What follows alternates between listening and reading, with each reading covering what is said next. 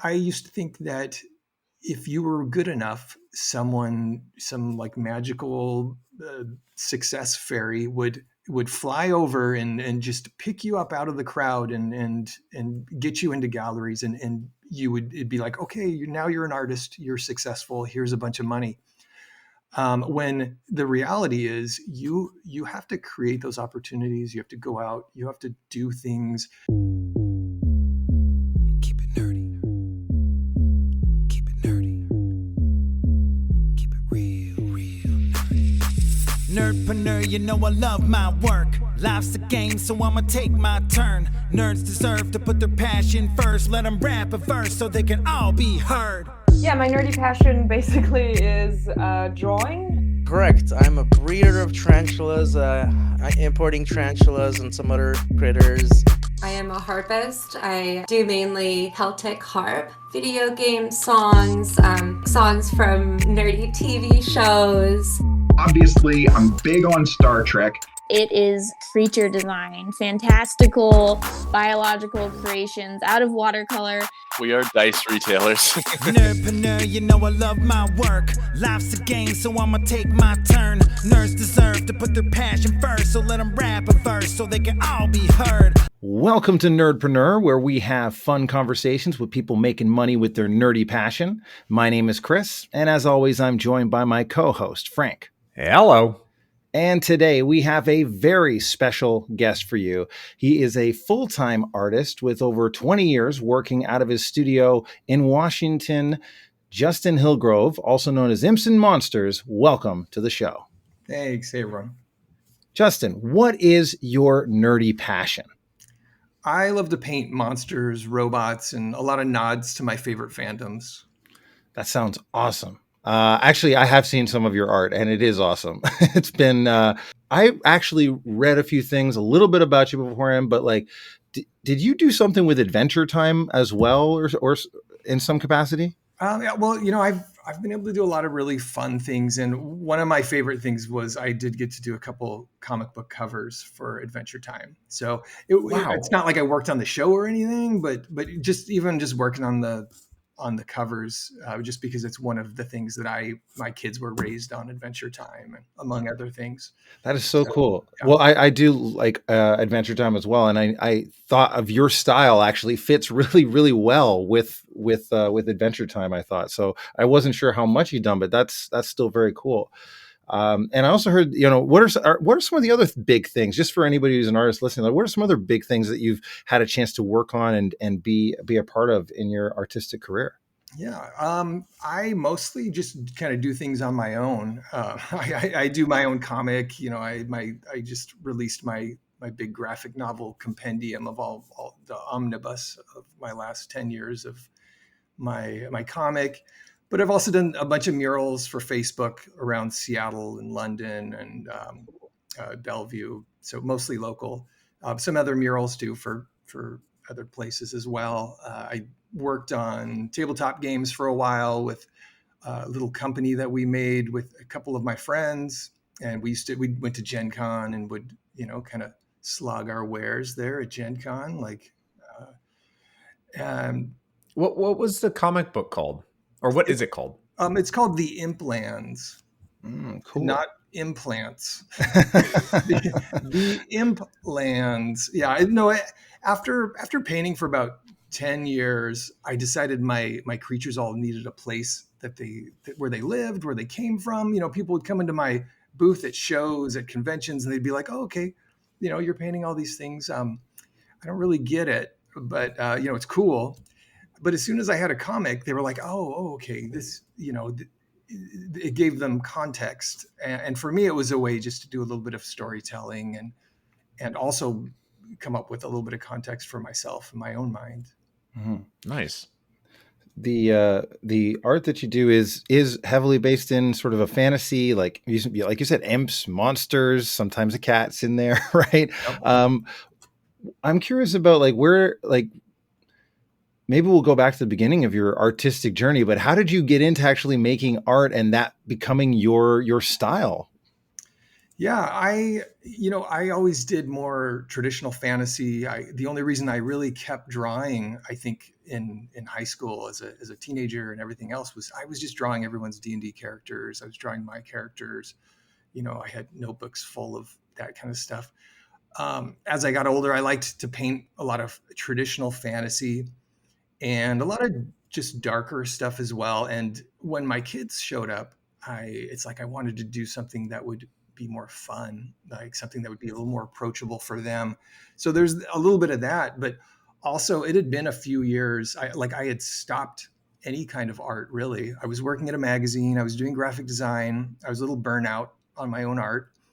And I remember walking to a deli one day with a friend of mine, and I looked through the window at this just place there, and I saw all these toys in the window, and I let myself in, and I'm like, "Hey, everybody, what you doing in here? You got a lot of toys. That's fun."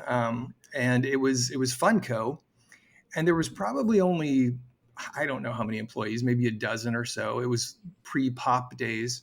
They were making bobbleheads and spastic plastic and some of their early lines. And I ended up meeting one of my best friends now. His name is Mike Cap, but he, over the course of visiting them a few times and becoming friends and actually doing a little bit of work for them, doing some toy design, I started hanging out with Mike. And one day he brought in this painting that he had done of, it was just a really great oil painting he had done from one of his kids' drawings. And I had this conversation with him where I was like, "Hey, so you just paint whatever you want?" And he's like, "Yeah, man, I just paint whatever I want." And I immediately was like, "I want to do that. I just want to paint whatever I want." And at the same time, my grandpa had just died, and he was an oil painter in his retirement, and he had sent me a bunch of oil paints, or I had inherited them, I guess, some canvases and oils, and I just immediately started putting oils to canvas and painting weird stuff. And So you started drawing, and then was this the moment that you first explored oil painting, or had you dabbled before? I had maybe done one oil painting before that, before 2005. Um, and I had done a lot of acrylic painting, but most of that was applied to my Warhammer 40,000 armies and fantasy and everything else. So, I mean, I was comfortable with acrylics, but I started with oils when I began like this part of my artistic journey 20 years ago, where I actually started showing people, and it turned from a hobby into a career. Currently I use acrylics. I abandoned oils after just a little while because my kids were young and I didn't have anywhere to paint, and so everything was wet for like 2 weeks. Takes forever to dry, right? Oil is a long process. I remember putting one of my paintings up on the windowsill to dry, and like looking over and seeing one of my kids climbing up there and running her fingers down my newly finished painting and just going, "Oh, thanks, hon." Oh no! Oh man! And so I was like, maybe oil just doesn't work when you're in that small of a space. Small space, that stage of life, totally. So what happened after you started? Like, where did the business come from after you started kind of painting what you wanted to paint?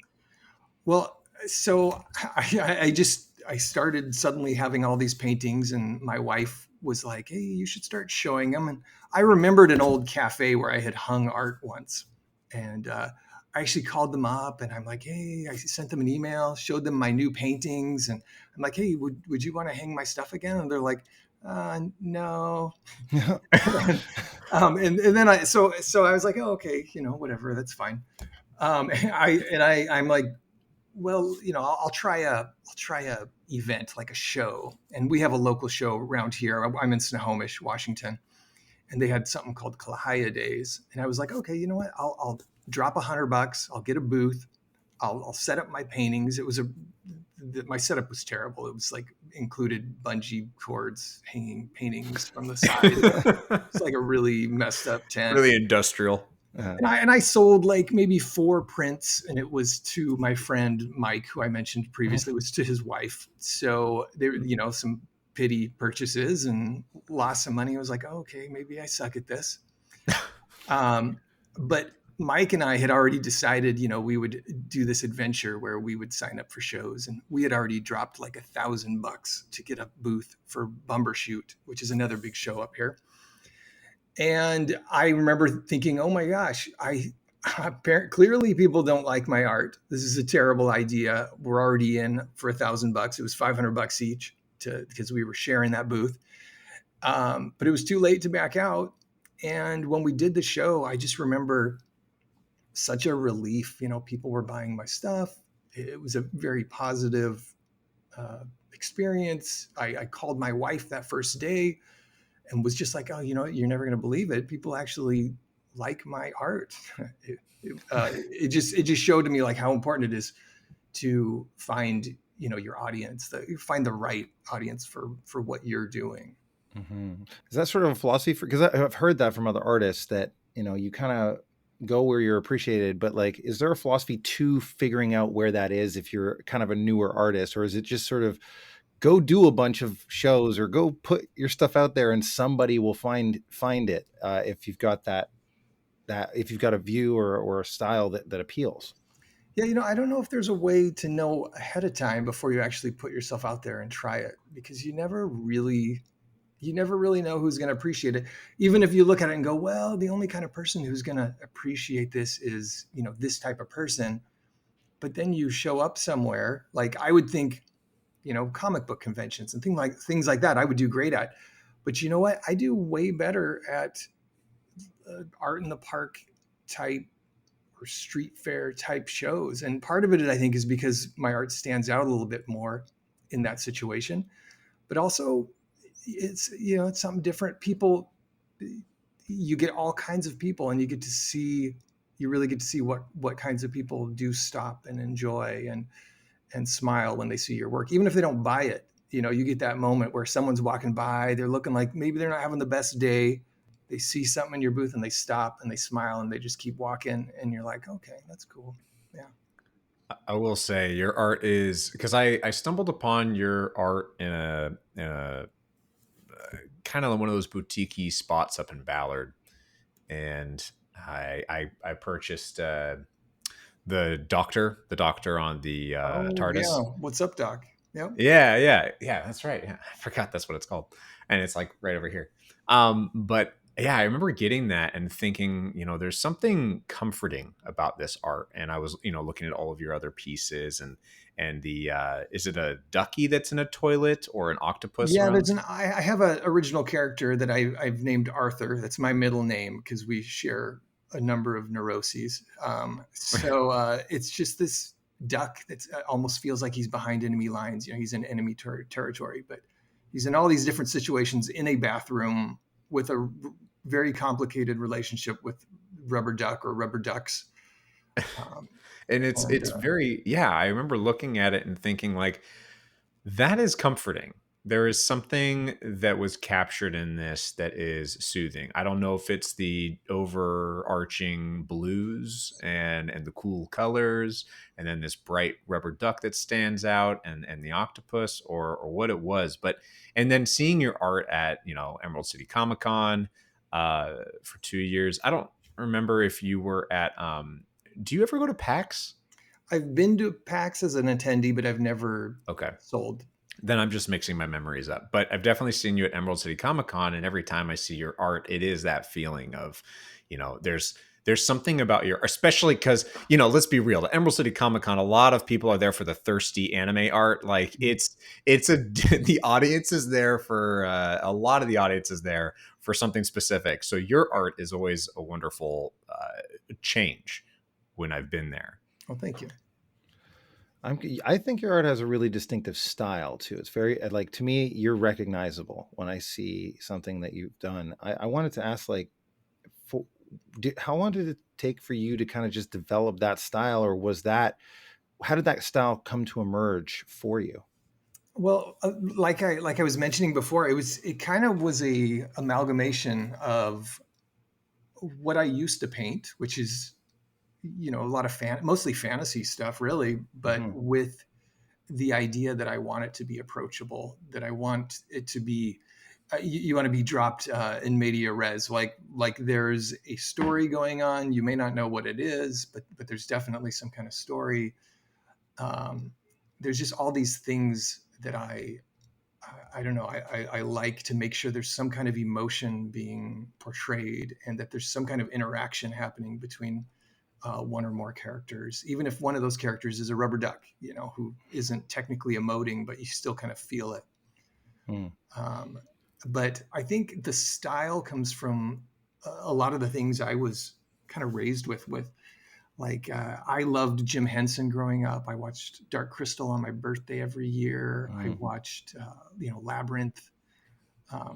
My favorite book growing up was Where the Wild Things Are. And I would just stare at the cross hatching and the colors and just, beautiful, beautiful art. I loved children's books and illustrated books, and even some of the other, like, Edward Gorey and all that kind of stuff too. It's just really fun stuff. And then as my kids showed up, we raised them on all the Hayao Miyazaki films. So, like, My Neighbor Totoro, Spirited Away, Howl's Moving Castle. That's our family favorite right there. Which, it doesn't get much more mainstream anime than that. Yeah. But we love it. I do see that in your art, the story element of it. It's almost like a snapshot of this like fantasy happening where there's really a push and pull between characters. And I it's not quite a comic book itself, but it's like a frame out of something that's bigger than what we're seeing right now, which draws people in. Yeah, the story aspect. I think, that's a great point, Chris. I think that is something that really drew me in when I first saw your art, was just thinking like, there's a story here, and it sparks the imagination, and I want that on my wall. I like it because it makes you think for a little bit longer. Like after you walk away, you're still thinking about it. If it's on your wall, you can look at it a little bit longer. It just gives you a little more something out of the image. I wanted to, I mean, you obviously you started to get some reactions to your art that were positive at some of these initial events, right? And initial, maybe not the very first event, but like the next couple events. Sounds like it started to go a little better than the first one. But like, when did you get to the point where you're like, I think I could do just art? Like I could do art as a full-time thing. So at the time when I started doing this, I already kind of considered myself an artist. I was a graphic designer, worked at a magazine. We mostly did advertise. It wasn't like a cool magazine, but I got to do page layout, but it didn't use up all my energy, my artistic energy. So I would get into work like an hour early to miss traffic, and I would paint in the mornings, and I would paint at lunch, and then I would go home and hang out with the family and all that. And sometimes after everyone went to bed, I'd paint some more. But well, there I go. I've already forgotten what the question was. What was the question again? When did this sort of become, when did you start to feel like this could be a full-time thing? Yes. So I started doing shows while I was still working there. And as I mentioned, my friend was actually doing them with me. And it took about 5 years until it got to the point where I could actually go, you know what? I don't have time to do both these jobs, because now I'm working 2 full-time jobs. I've got kids. I've got a wife. I used to have friends, which I don't see anymore because I'm so busy all the time. And that was at the point where I finally figured, okay, I can let go of my old job. And I told them, I put in my 2-week notice, I guess. But the cool thing about that was my boss actually kept my 2-week notice. He didn't send it on to corporate because he knew that there was going to be some layoffs, and so I got laid off just 2 weeks later, and I got severance. And that severance was the only reason I made it through that first year. Whoa! So I was always really appreciative. That's amazing, the grace, kindness in the universe. It was a cool move, yeah. Yeah, that's the grace. You must have done some positive things with that team and the people there too. I want to treat you that way. I worked with. They were great. That's They are awesome. great. They still kind of support me, and we're still friends. Hmm. So. And so You that first year sounds like it was a hard year, a little bit of things. I mean, I don't know Yeah. what were some lessons out of that first year that made it so that, one, you could get through, and also like so that the next year was better? Well, like anything, it takes trial and error to figure out if something's going to work. And with shows, that's especially true. You never know when you're doing a show if it's how it's Mm, going to hit. And once you do all the work you can, you don't really have any control over whether or not people buy your art. mm, You can only do so much. And the hard part about that first year was suddenly I went from any money I made at a show is extra money to, oh, I better actually sell something, or there's no groceries.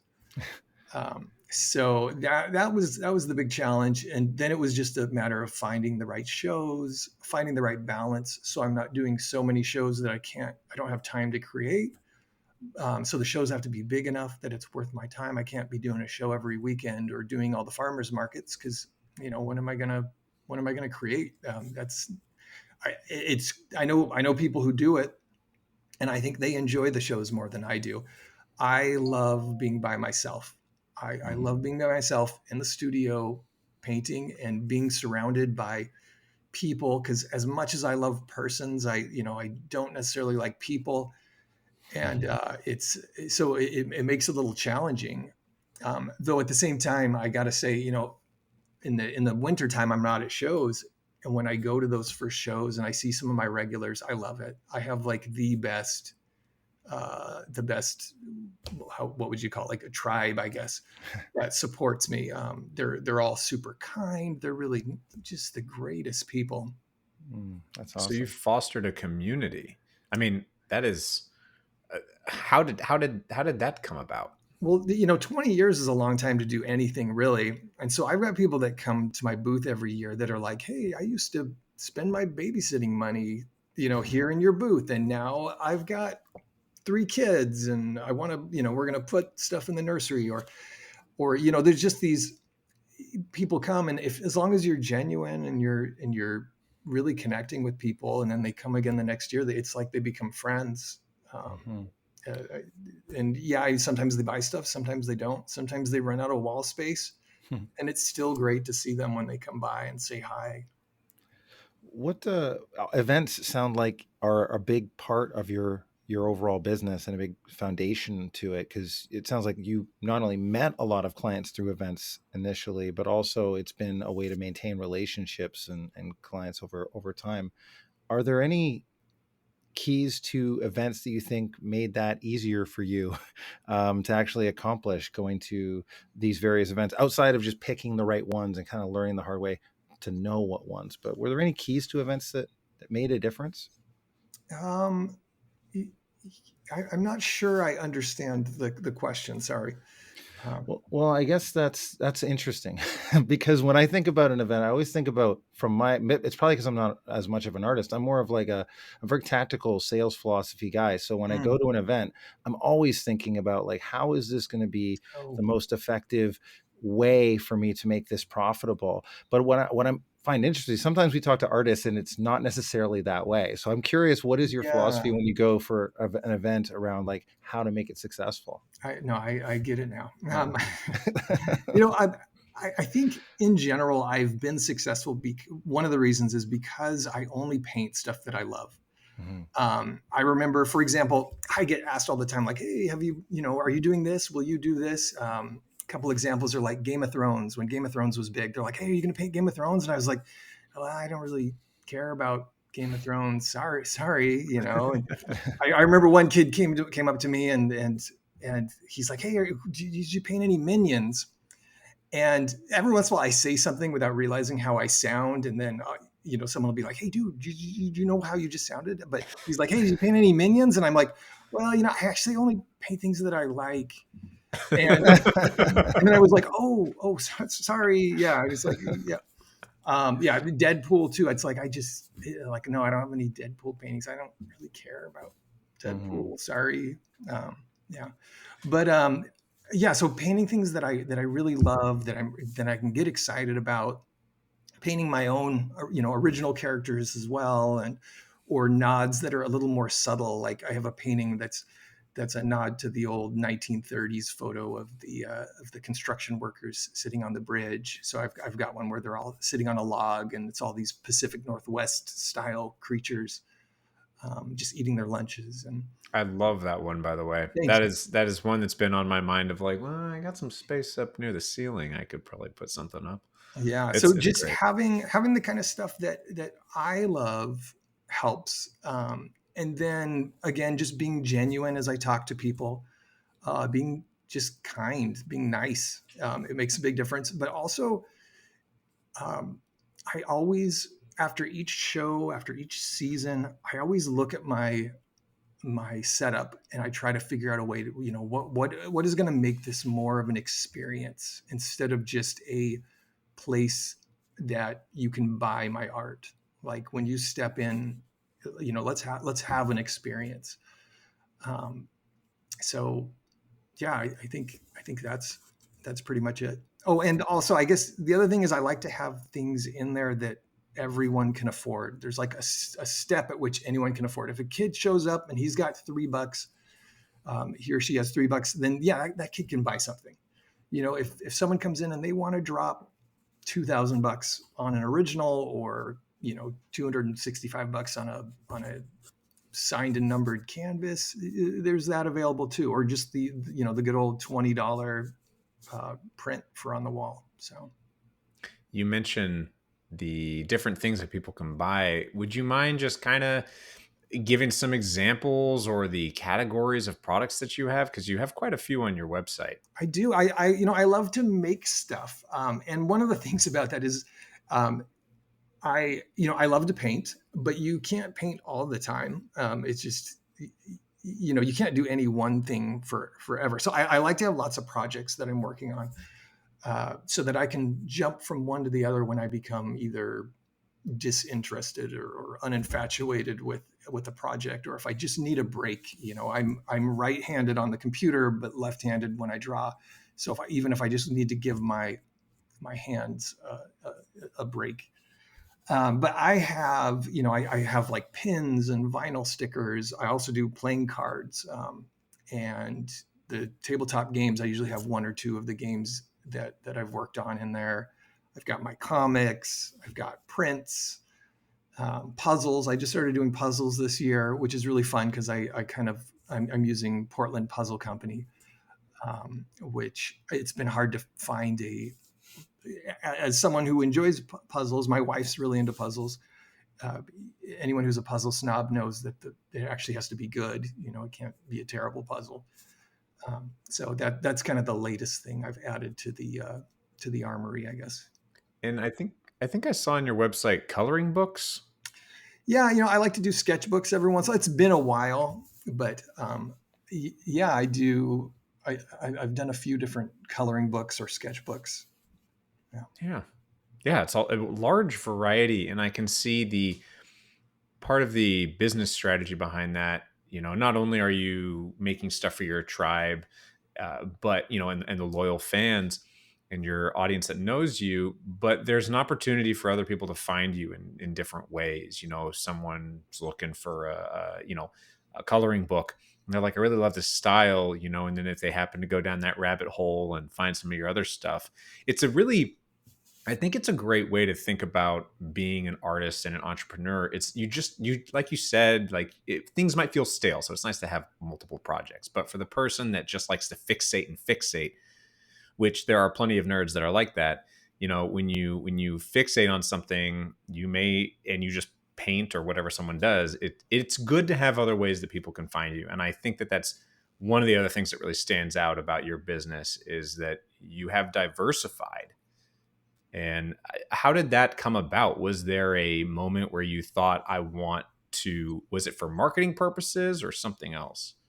It's really, like I said, I like to make stuff. My background is graphic design. When I was in high school in the early 90s, like 90, 91, 92, 93, um, there was no internet.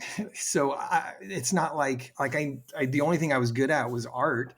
And I didn't know how one becomes a fine artist. It just wasn't really on my radar. So the only thing I could think of is, well, I guess maybe I'll try to be a graphic designer.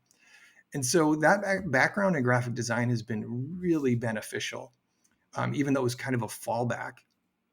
I wouldn't trade it for anything, just because, like this year, this is my 20th year doing, I guess, sharing my art at all. 2025, because I started in 2005. Excuse me. And so I'll be working on my 20-year book, which is exciting. And I put it all together in InDesign. I write all the text myself. It'll be a nice fat coffee table book. I did a 10-year book, 10 years ago. So this will be like the next 10 years. So I'm actually looking forward to sitting down and starting to hash that out.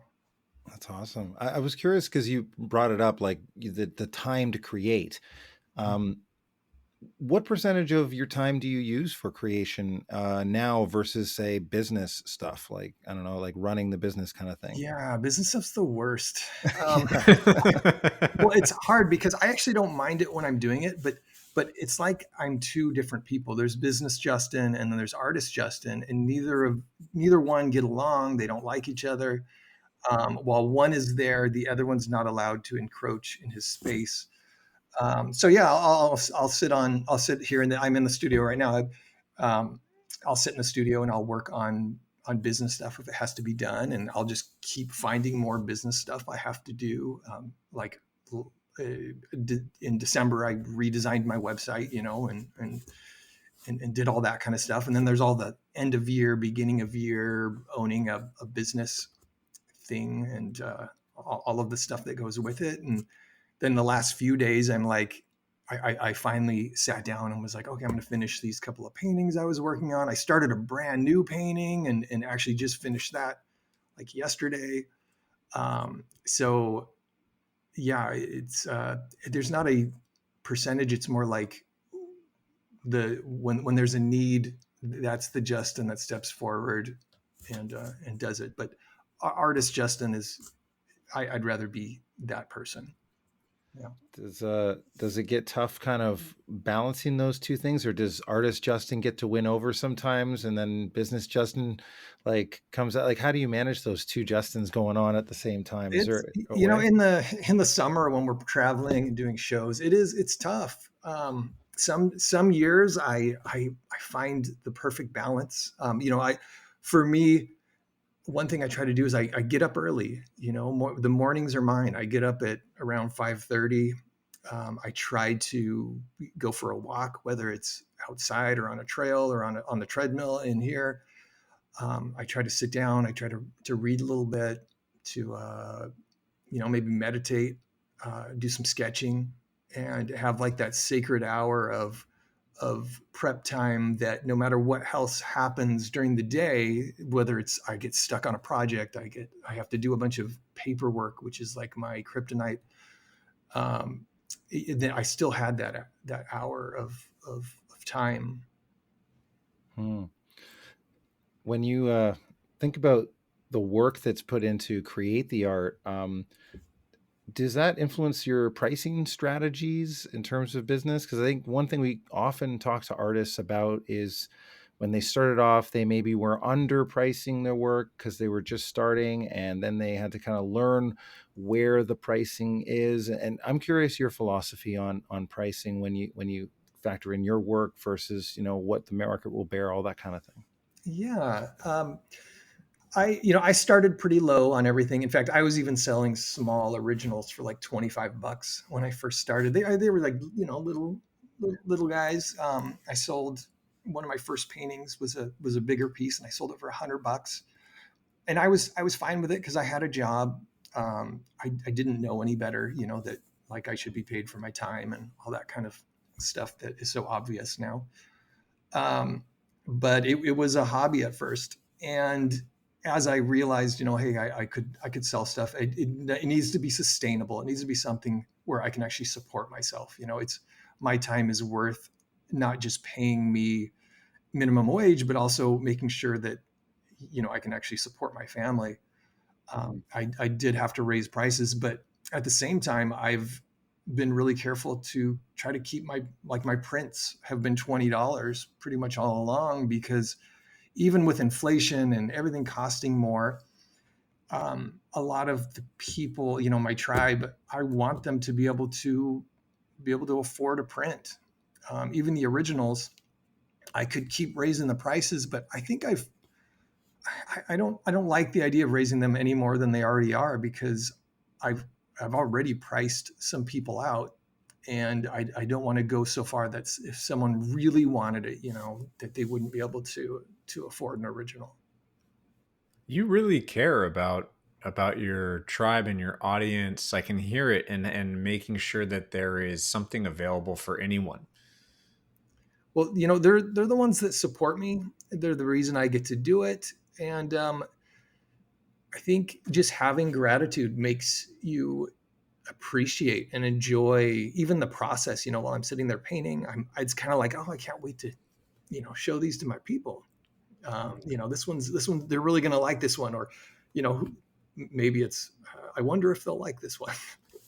Yeah, I bring it up because it's kind of a it's kind of a beautiful reoccurring thread that we hear with artists, that they have an active community and they engage with it. So I'm wondering what tools maybe you use or community spaces you use to connect with your tribe. Yeah, just I guess I have a circuit of shows that I do. That some of them are local, some of them are down in California, or Salt Lake or Boise. Um, so I have my regular spots. I usually stop Emerald City Comic Con, of course. I've been doing that show for over 10 years now. Um, and then, like, we have a great artist community up where we are, which just a couple of years ago, our friend Nikki and some other friends formed, called Snohomish Artist Community. And so, we kind of gather once a month, or they do, and I occasionally cameo because I tend to be out of town or just feeling kind of hermity.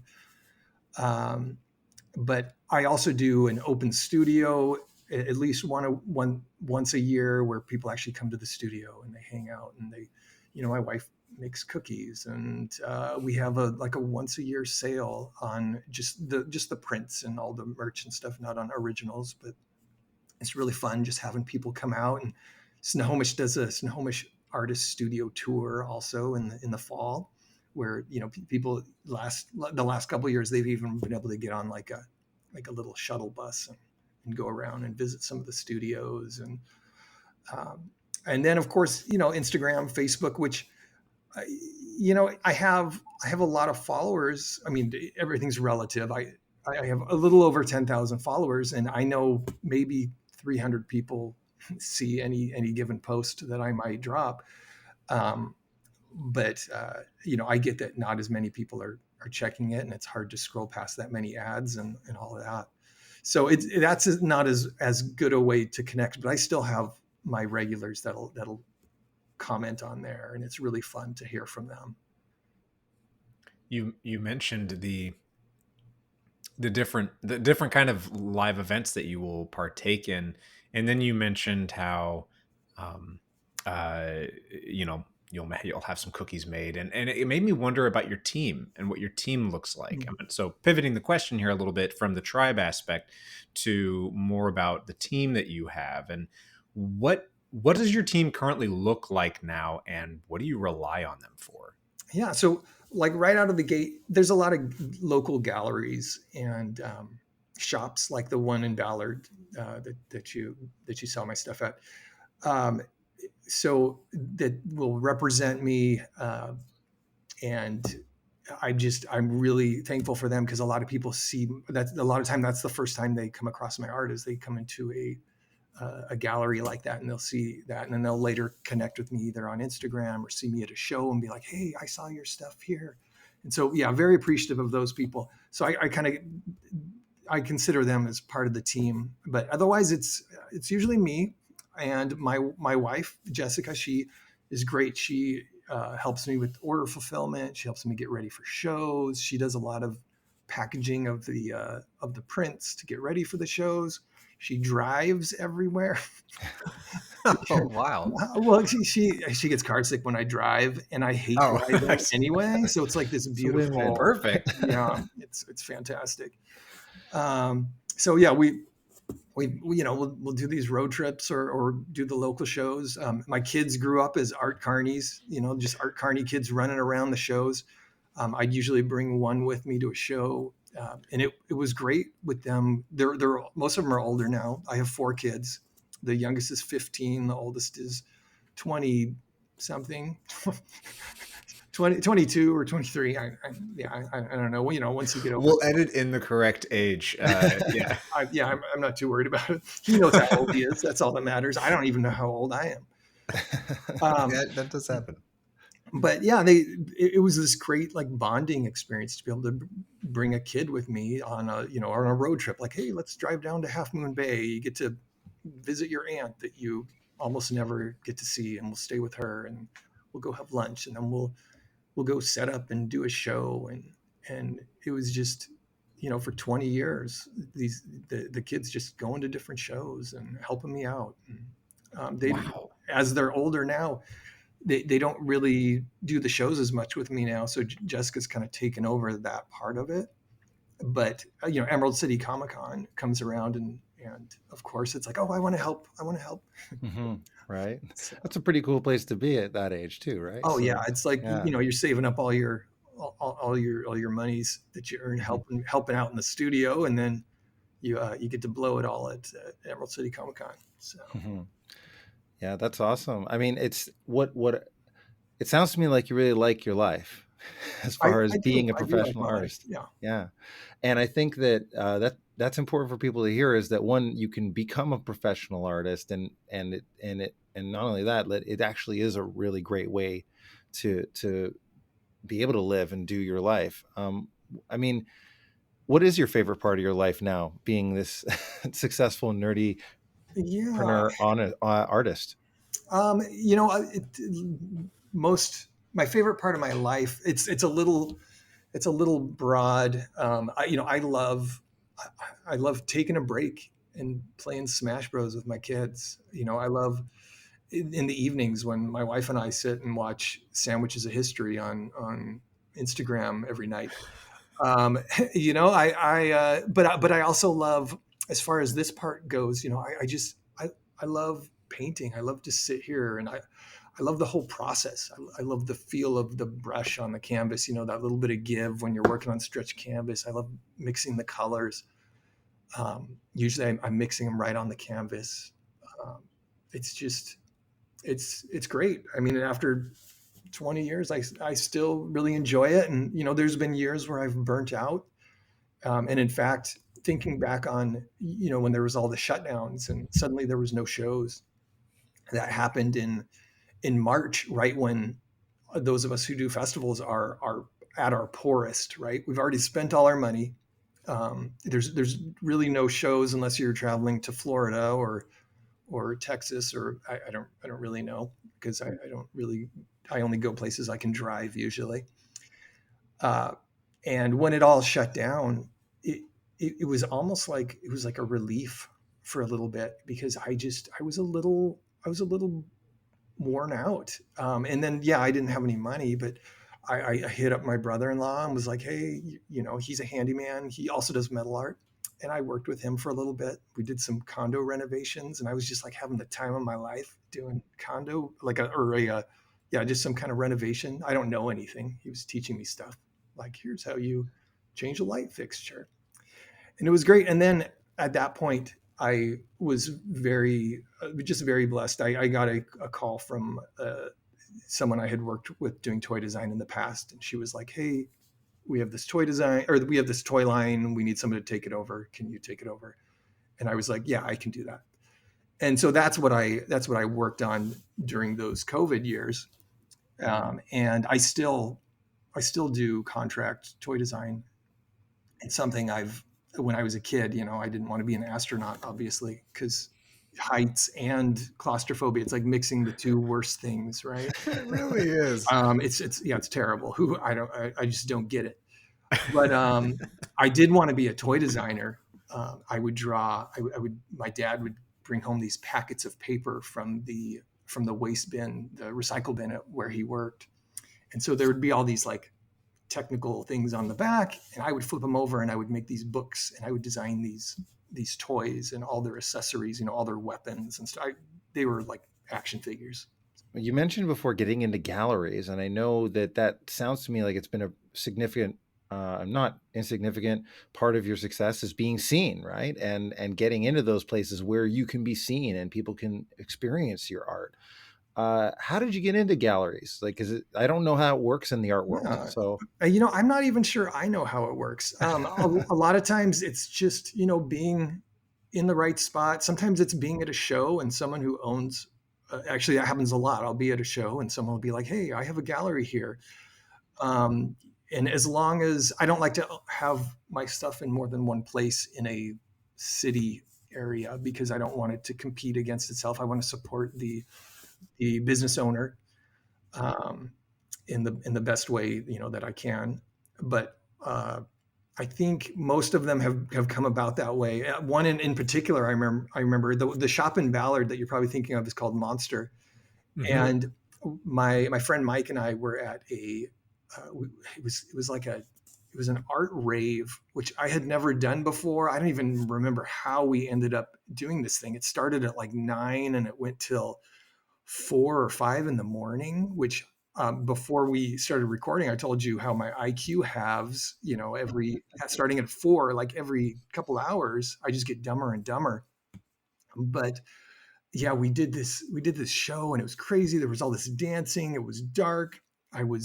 We were kind of painting and hanging out with our paintings, and we met this just wonderful person who, I think she was walking around on stilts at first, and then she popped down and she was telling us that she was opening this shop and if we wanted to be in it. So a lot of just like weird interactions like that turn into, hey, I guess I'm in this place now. art raves. That's Yeah. awesome. Yeah. So we'll have to add that to our list of tips for people to It's get out it's there. one of those things where you never Right know. place, right time. Yeah. You never know what connection you're going to make. Even like with Comic-Con, I mentioned I do a lot better at the kind of the open air shows versus the convention type shows. But you just never know what kind of connection you're going to make. And I've made some of the best connections at Emerald City. So. Yeah, I think there's such a lesson in that to be a successful artist, or really almost a successful anything. You need to be open to opportunities that are around you, and sometimes those come in the form of people that you meet, right? And I imagine is that you probably treat everybody awesome, right? When they come up and look at your art and they're talking, and I try to. and well, and the thing is, right, when you have that philosophy, it allows you to be open, because you never know who you're talking to, right? Or who you're going to meet through these experiences. Because what I'm hearing is like, oh, I just met these people through doing the things I was doing, but because they liked you, they liked your art, opportunities wound up showing up that you could take advantage of, whether it be being able to work with somebody, having your stuff at a gallery, or opening up other shows or other opportunities to meet other artists. Like we hear about that all the time on our podcast from different businesses and not just artists. But I think there's something really valuable about if you're an entrepreneur, just being open to finding those opportunities around you. Right. And you have to make those opportunities a lot of times. I think growing up, I thought in order to be a fine artist, it's like you just had to be really good, for one thing, which isn't true, by the way. It's so relative anyway. Really, your stuff has to connect with people. That's more important than actually it being good, if that makes sense.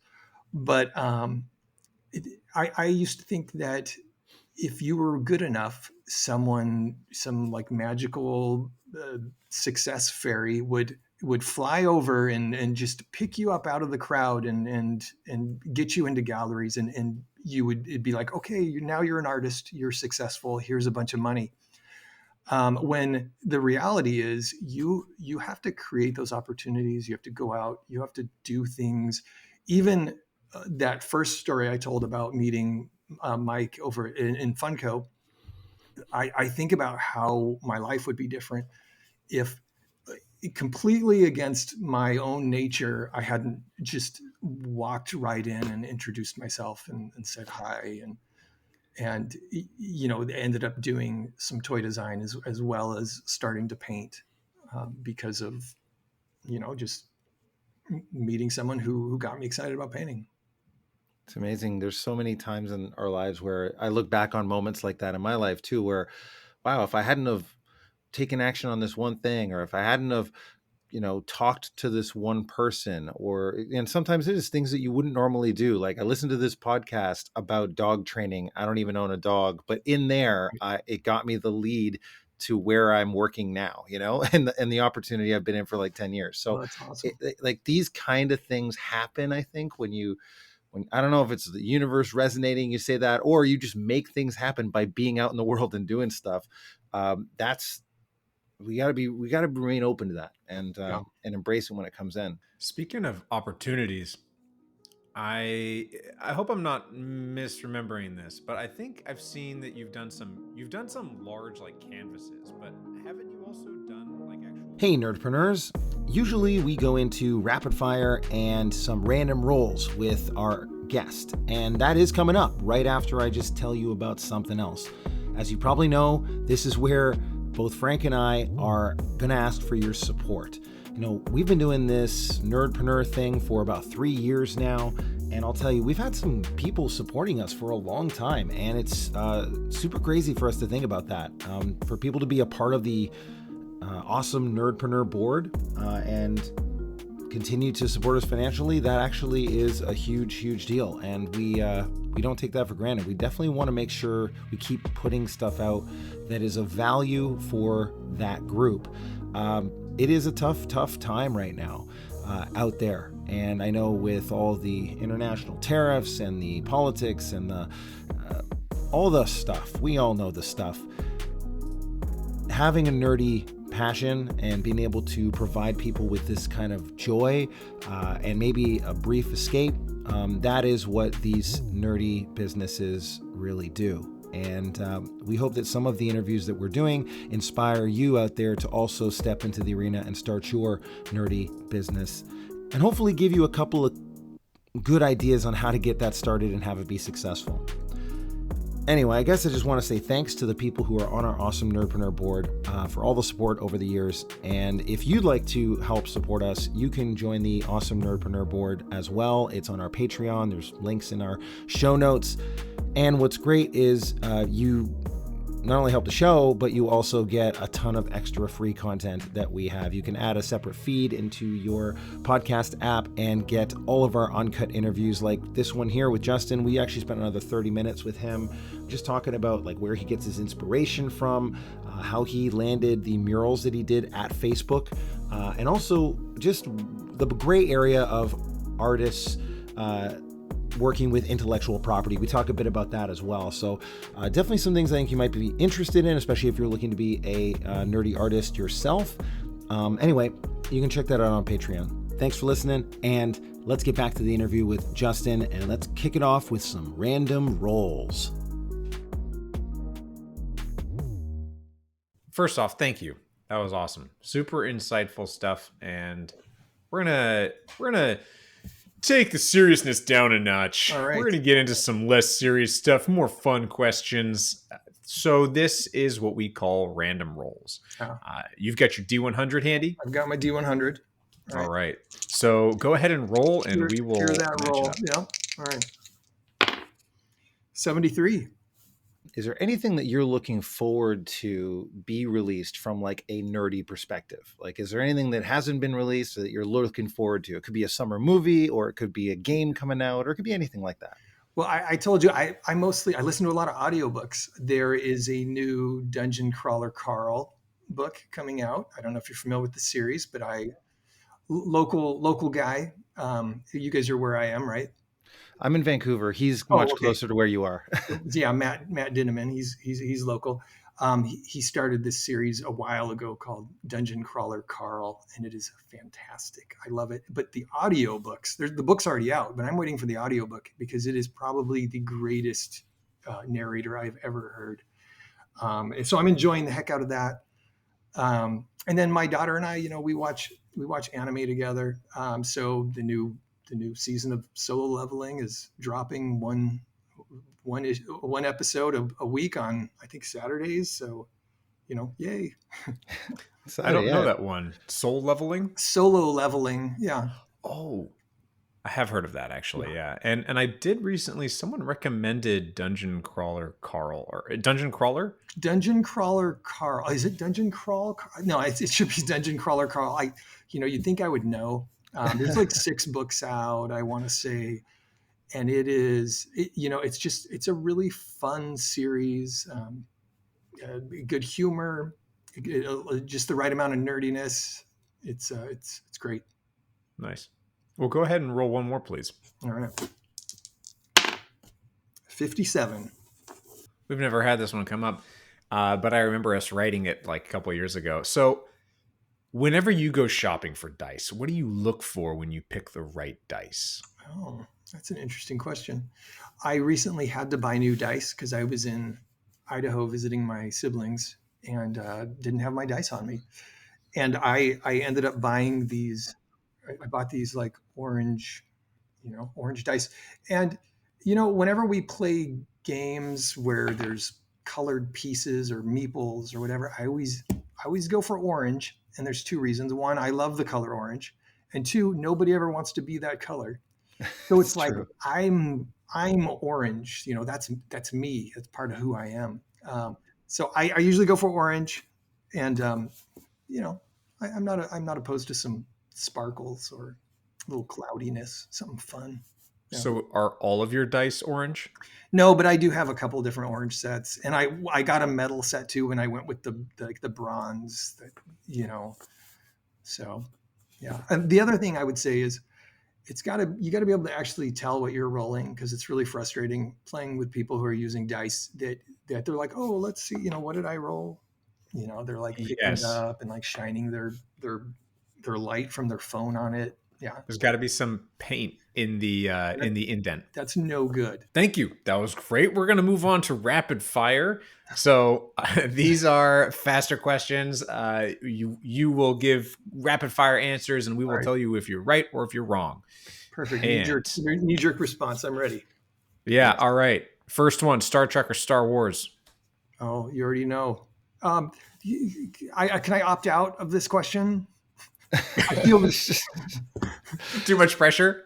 No, I'll go with Star Trek. Next Generation, I guess, was my jam. Star Trek is the correct answer. Anyway. That is the correct answer. We agree with that one. So, yes. All right. What audiobook are you listening to right now? Right now, I am listening to. You'd think I'd know what it's called. I don't remember. It's not, because I'm not enjoying it. I just finished the King's Dark Tidings series by Calcade, which is not complete. They just put out another book, and it's so good, like so good. And to jump from a book that good into one that's using I keep losing my memory trope over and over again, it's making me crazy. No. I can't deal with it. That's my least favorite. Like, oh, it was all a dream, or oh, it was, I lost my memory again. I just can't deal with it. I'm going to be switching books here real soon. Well, I'm glad we got a good book recommendation in there while we talked about King's Dark Tidings. Fantastic. Love it. That's all awesome. Right. Who's the author on that one? It's Calcade, spelled with a K. So Kelkade. I think there's 6 books in the series. It's fantastic. If you like things like, The Mistborn and Eli Monpress, The Legend of Eli Monpress, books like that, then you'll really like this. Cool. Awesome. You mentioned that you play Super Smash. Who's your go-to? My go-to is usually Ganondorf. Ooh. And there's a good reason. It's because my kids, like, as I get older, I'm almost 50. As I get older, my reaction time is slowing. So when I get a hit in, it's got to count. So, Ganondorf's are already slow. I do pretty good with him. Nice. Yeah, it used to be Zero Suit Samus and Ike, and I still throw Ike in the mix quite a bit. What's your zombie apocalypse weapon of choice? Shotgun. It's just point and click. Yeah. Why do you think Frodo didn't ride the Eagles all the way to Mordor? Wrong answers only. Oh my gosh, I don't think hobbits are very smart. Like they make a lot of bad choices in general. I play halflings all the time, and I'm like, well, it's a halfling. It's not a hobbit. Mm. That's true. Yeah. Yeah, I'm always like, hey, what's Aragorn up to? Can we get back to Aragorn? I know. I just finished the audiobooks. The way the audiobooks are set up, it's like half and half. So you're like, you finish all the good stuff, and then you're like, oh, we're back to the hobbits. Yay. That was a big surprise, actually. But also what was a big surprise was how much of a journey Sam and Frodo went on that is not really talked about. Mm-hmm. Like after they split from everybody, I was like, whoa, there's so much going on that they went through that we don't really get to see. Yeah. Sam is such a badass. Yeah. Well, and they leave out all the, that's a whole different conversation, all the Tom Bombadil and everything else. But yeah. How many cats is too many cats? Ooh, it depends on how often you clean your litter box. As long as your house doesn't smell like kitty litter and cat pee, then you can have as many cats as you want. Mm-hmm. It gets real tough after 5 to not have that happen. We have 2. We have ours, Prismo, and then my daughter has a cat as well. So Prismo, I like that. So Prismo, it's almost like a Pokemon. So Prismo, we named her because she's I can't remember what it's called. She's got like those stripy all over her. She's like brown and lots of other colors, but on her side is the perfect silhouette of Prismo, the intergalactic, super being or whatever from Adventure Time. That shadow face that's like just a silhouette. Yeah, we got her as a kitten, and we're like, oh my gosh, there's like Prismo is on her side, and it's like in a circle. There's Prismo's head, and so we named her Prismo. Yeah, Prismo Pickles. So nice, love that. What is the worst superpower to have? I think flight. Well, you did say you're afraid of heights earlier. Yeah. Oh, it's just, flight's too easy. It's kind of a stupid power. It's the same reason, like once you get the flight spell in D&D or whatever, it's like suddenly there's certain things that used to be cool, like climbing, and that aren't cool anymore. Plus, you go up high, and that's terrible. Predator or aliens? Aliens. What's your favorite munchie? I eat a lot of almonds. I really like almonds. Yeah. 3 favorite pizza toppings. Oh, I can't eat pizza for various medical reasons. So when I do make pizza, I slice up zucchini as almost like pepperonis, and I put them on there. Of course, I do use some cheese, artichokes and pineapple.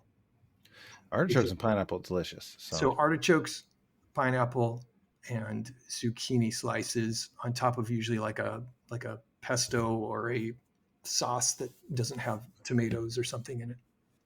Pesto's freaking great. God, this conversation about pesto pizzas, guys. Okay, all right. Harry Potter, Hogwarts houses. Which one would you want to be in, but which one would you be put in? I think either way, I would end up in Hufflepuff. Yep, I'm all about the good vibes, hanging out with friends, Do you collect anything? I used to collect a lot of things, but after making or designing, hundreds of toys and all that, and thinking, oh, I'm going to want one of each. No, I guess I don't really. I have a nice collection of audiobooks.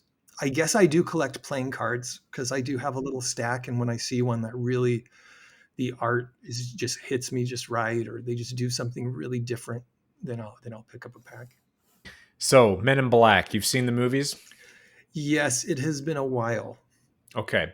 If you were to have one of those memory wiping sticks, what would be your catchphrase right before you wiped their memory? Gotcha, suckers. I don't. I can't think of anything else.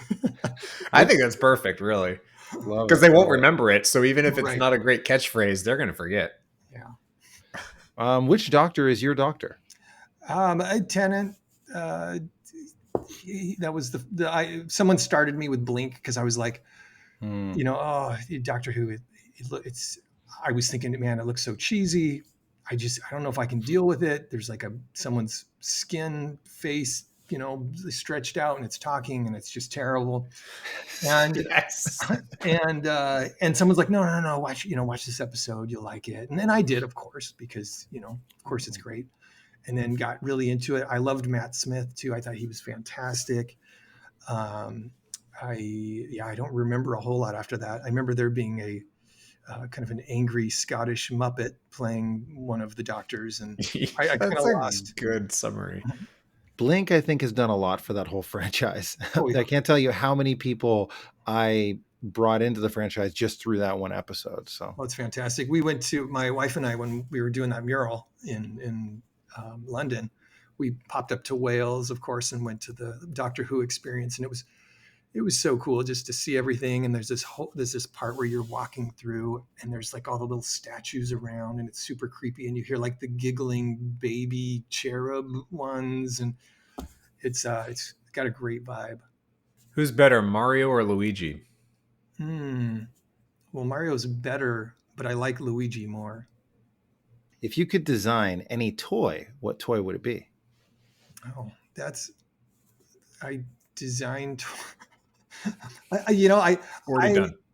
So one of my favorite toys I ever designed that never got made was Treebeard with like the two halflings, Merry and Pippin, and it turned out fantastic. I think it was just too expensive to make or something, but it just never got made. But right now, actually, I don't think I'm allowed to say what I'm working on. So, but well, suffice to say, I'm working on a bunch of Crunchyroll stuff right now, and I, as something that me and my kids watch together and enjoy together.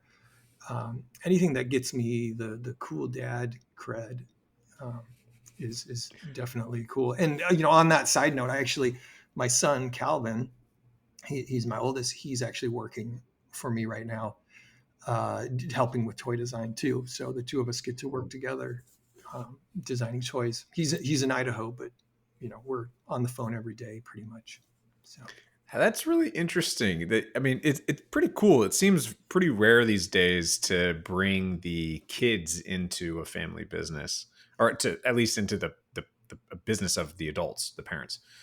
Yeah, well, if your business is toys, though, I feel like we have an inordinately high number of artists in our family. Like, my aunt is an artist. My grandpa was an artist. I've got 3 nieces that are artists.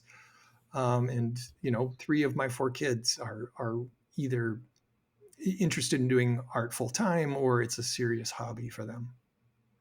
So what you're saying is we have more people to reach out to get on the podcast. Should we need more artists? Mm-hmm. There we go. Yep. So what? This is probably one of my last questions, but fear the AI or embrace the AI? Knee-jerk reaction. Initially, I hated AI. I didn't, only because of the whole, it's a tired argument, but that it's not really AI at all. It's just parsing what's already out there and putting it through a sausage grinder and giving you whatever sausage you ordered. But I've recently found that I had to rebuild my whole website, and I wanted to be able to produce some story for each of my images, just a little bit of background. And it's not that I used AI to create those stories for me, but what I did do is I was able to just in an unfiltered way kind of say, this is what I was thinking. this is, if someone were to walk up to me and say, what can you tell me about this piece? Well, I was able to answer that and then just tell Chat GPT, hey, can you just fix the grammar, fix the grammar and the punctuation for me? And it would spit it out. And I'm like, okay, no more run-on sentences, no more. Like, what a great tool. Mm-hmm. Well, using it in so much in aid of the stuff that we don't necessarily want to do. I think that many people are finding those great use cases for. I mean, we do it for show notes and like coming up with articles or nuggets of wisdom from what we talk about sometimes, so that we can create things that may be able to be more transferable for people to actually hear a quote or get a tip or whatever it is, so we can spread it more. Right. I think there's real use cases for it, but actually, we did have another use for it. So my brother Brent, doing our Zoom game, he started using AI as a DM's assistant. So the AI listens, and when we get to a certain point, it knows what all the characters are. It knows their backstories. It knows all these things. He even set up like a choose your own adventure style thing where the AI came up with the storyline so that we could do like a pre-game kind of mini game within it. And it did this great job of creating this story, as I would make choices like, okay, you see him here, what do you do, kind of thing. And you could just type in, and it would every once in a while go, well, I'll be like, oh, I'm going to sneak up behind him and drain his soul or whatever, right? And they're like, well, that's against our policy guidelines. But aside from that, he sometimes, when he just wants to be surprised, it'll be like, okay, we're in this area, we're camping, we've rolled that there's going to be some kind of random encounter, this is what the area is like, what showed up? And it'll actually go, oh, okay, so this toxic mutated dragon thing, because you're in the deadlands of North America. It like it sets it up, it tells the scene, and he just reads it out, and he's like, here's what's up, and then he sets up the combat. And so for random encounters and things like that, fantastic. And then he does the summary at the end and sends it to everyone. So when we go to do the next game, everybody reads that ahead of time, and we're like, oh, okay, that's what happened. AI took notes for us. I have not thought, or I haven't really figured out how to get AI to listen to my D&D games, but that's great. Just doing the summary for me, because I do the summaries, and every time it is such a bane. Most reading software has that option now. Okay. Most paid, I should say, software has that option. Because I do pay for Gemini, so I'll see if they have that. But yeah, for me, it's like I have to do the summary, but like, God, I could. Oh man, it's amazing how good it is. Sometimes it'll be like, player Justin is worried that, or is glad that this isn't live streaming because we would all get canceled. Something like that. Because it's listening to what we're saying, and then it says like, this is an important note. Justin just mentioned this, and so we'll laugh about stuff like that. But yeah. Yeah. My last question is, why isn't cereal a soup? I would say because you don't heat it up. And if you do, that's messed up. You got to stop that right now. Nobody should have warm milk cereal. Well, and the cold soup thing, I've never got the cold soup thing. That's messed up too. Like both is not okay. Yeah, gazpacho. Yeah, you can do whatever you want, but don't be bragging about that. Yeah, we don't want to hear about it. It's not. Yeah, don't put it in your Instagram stories. No. I heated up my cereal. You won't believe what happened. Yeah, get out of here. Yeah. So make sure to tag Justin in all your warms and all your cold soup. Yeah. From here on out. Oh, awesome. Well, Justin, this has been really great chatting with you and hearing all about your story and a lot of wisdom that's come out of you running your business for 20 years.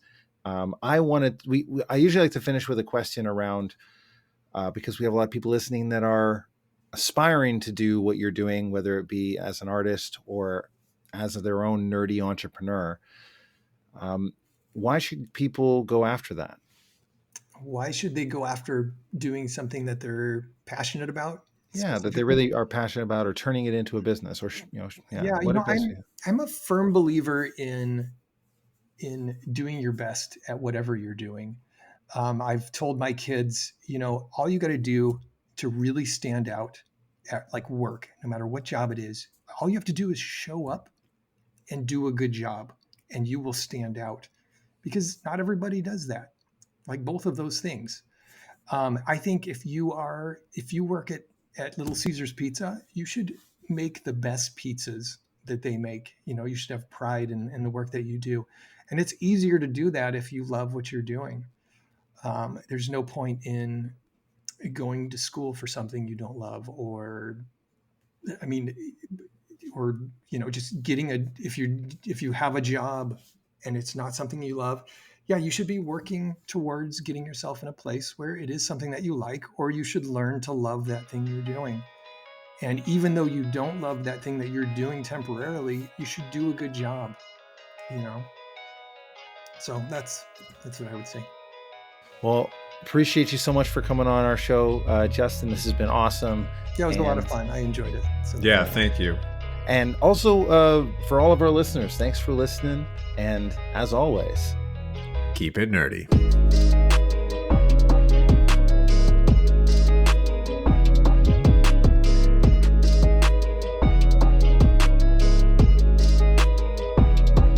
Well, Justin, where can people find your art, find you, be able to support you in what you're doing?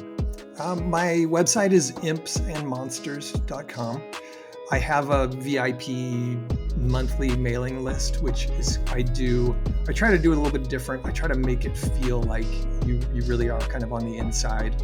I talk about a little bit of stuff I'm working on that's maybe not out yet.